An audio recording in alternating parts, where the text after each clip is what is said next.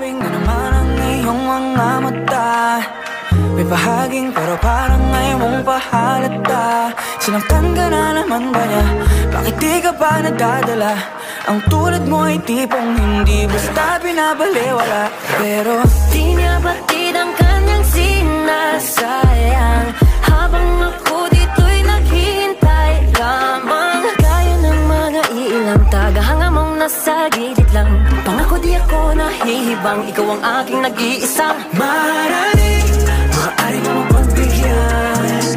Kung sakali pag-ibig mo ay magkamtan, lakambilin ako na lang yung lakan. Sumusumpang kay batan.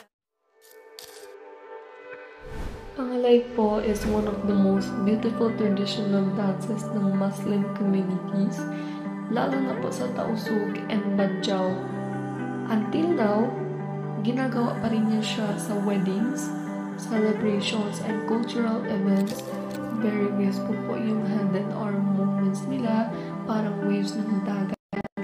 Kaya po important siyang i-continue kasi it keeps our culture alive, shows our identity, and reminds us na rich po talaga ang tradition ng Mindanao.